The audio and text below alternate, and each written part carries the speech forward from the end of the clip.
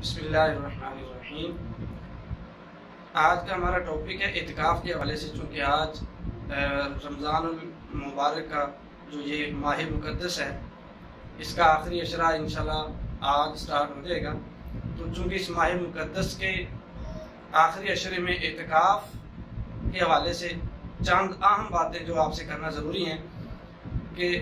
خالق کائنات جل شانہ نے قرآن مجید فرقان حمید کے اندر ارشاد فرمایا وَلَا تُبَاشِرُوهُنَّ وَأَنْتُمْ عَاكِفُونَ فِي الْمَسَاجِدِ۔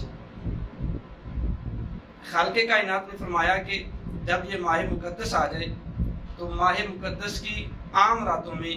آپ اپنی خواتین کے پاس جا سکتے ہو، لیکن جب اعتکاف کے دن سٹارٹ ہو جائیں تو اعتکاف کے دنوں میں یہ ان کے پاس جانا بھی آپ کے لیے حرام ہے،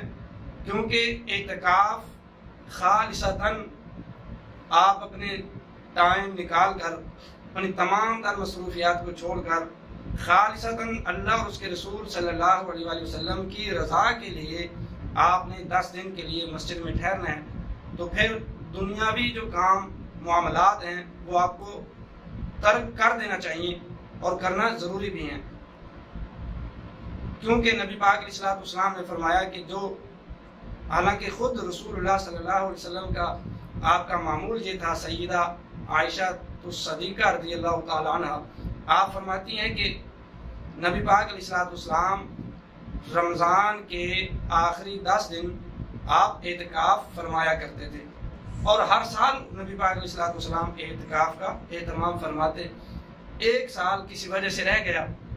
تو نبی پاک علیہ الصلوۃ والسلام نے اگلے سال 20 دن کا اعتکاف فرمایا۔ تو اعتکاف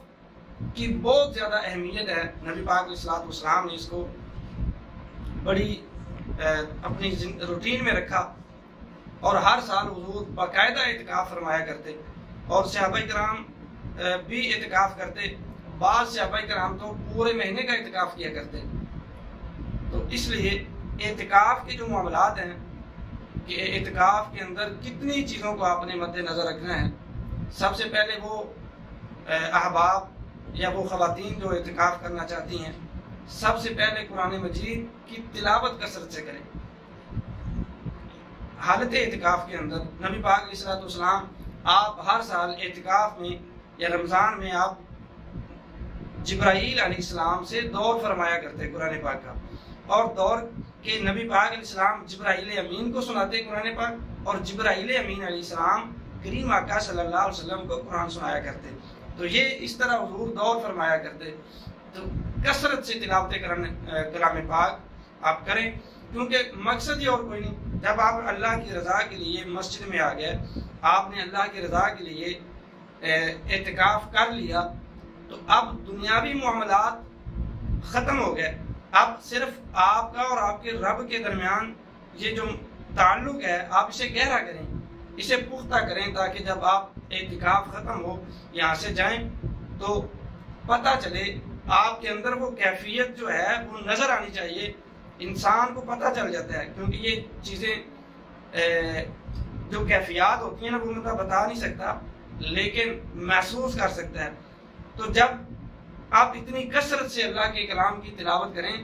کہ وہ کیفیت آپ کے اندر آپ کو محسوس ہونا شروع ہو جائے کہ اب میں ہاتھ اٹھاتا ہوں تو میرا رب میرے کتنے قریب ہے۔ آپ قرآن پاک کی تلاوت کرتے ہو تو آپ کو محسوس ہونا چاہیے کہ میرا رب میرے کتنے قریب ہے۔ اس طرح دوسری جو بات اعتکاف کے دوران آپ نے احتیاط کرنی ہے،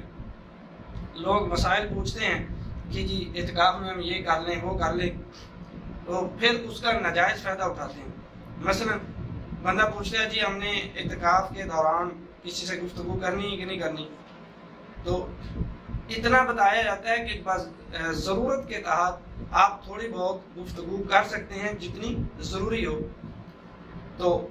اسی سے فائدہ اٹھا کے سارا دن کوئی مہمان آ گیا تو اس کے ساتھ گپے لگانا شروع ہو جاتے ہیں۔ خواتین گھر میں اگر بیٹھی ہیں اعتکاف تو کوئی سہیلی آ گئی ہے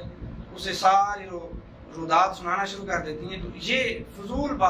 گفتگو جو ہے اس سے پرہیز کریں۔ صرف اپنی کو گھر کی ضروریات یعنی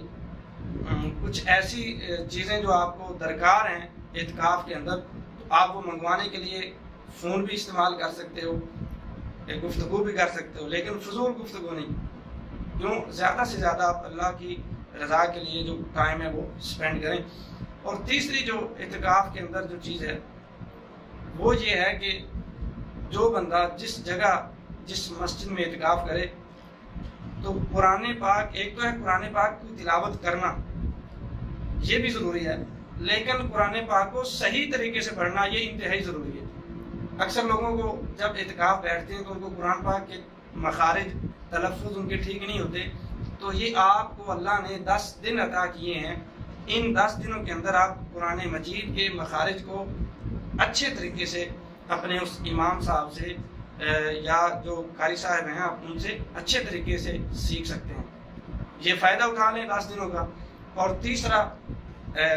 جو آپ نے احتیاط کرنی ہے وہ یہ کہ آپ نے اپنا محاسبہ کرنا ہے، اعتکاف کے اندر بیٹھ کے محاسبہ کیسے کرنا ہے، اور یہ ہر مسلمان کے اوپر لازم ہے کہ وہ اپنا محاسبہ کرے۔ محاسبہ کرنا ہے کہ آپ نے آنکھیں بند کر کے تدبر کرنا ہے، غور و فکر کرنا ہے کہ اس پورے سال میں اللہ نے مجھے کتنی نعمتیں عطا کی، اور ان نعمتوں کے اوپر میں نے اللہ کا شکر کتنا ادا کیا۔ آنکھیں بند کر کے توجہ کے ساتھ ذرا اپنے گریبان میں جھانک کے اپنا محاسبہ کریں کہ میں نے کتنے غلط کام کیے، میں نے اللہ کی فرما برداری کتنی کی اور نافرمانیاں میں نے کتنی کی ہیں، پھر ان کو مد نظر رکھتے ہوئے پھر اللہ کی بارگاہ میں استغفار کرو، اپنی اصلاح کرو۔ اگر ان 10 دنوں میں ہم اپنی اصلاح نہ کر سکے تو ہمارے اعتکاف کا کوئی فائدہ نہیں۔ اور چوتھی جو ضروری بات ہے وہ ہے کہ آپ اعتکاف میں اپنا تعلق اپنے رب سے پختہ کریں، ذکر و اذکار کے ذریعے، اور سب سے قریب ترین انسان اپنے رب کے اس وقت ہوتا ہے جب انسان سجدے کی حالت میں ہوتا ہے، تو سجدے کی حالت میں اپنے رب سے اپنے دل کی باتیں کریں، اپنے گناہوں کی معافی مانگیں، ان قربت کے لمحات کو اپنے دامن میں سمیٹیں، کیونکہ یہ لمحات بار بار نہیں آتے۔ جب ان چیزوں کو مد نظر رکھتے ہوئے انسان اعتکاف کرتا ہے تو پھر کریم آقا علیہ الصلوۃ والسلام نے فرمایا کہ جب انسان، حدیث پاک ہے کہ جو آخری 10 دن اعتکاف کرتا ہے،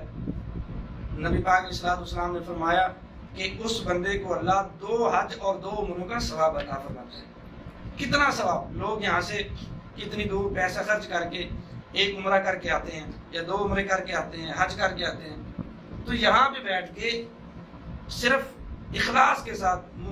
خلوص کے ساتھ، محبت کے ساتھ اللہ اور اس کے رسول کی رضا کے لیے آپ 10 دن کا اعتکاف کریں، اللہ آپ کو 2 حج اور 2 عمروں کا ثواب عطا فرمائے گا۔ تو یہ وہ چیزیں ہیں۔ مزید اس حوالے سے اگر آپ کچھ مسائل پوچھنا چاہتے ہیں تو آپ کمنٹس میں بتائیں، انشاءاللہ ہم آپ کو اس کا جواب ضرور عنایت کریں گے۔ اب مجھے دیجیے اجازت، اللہ حافظ۔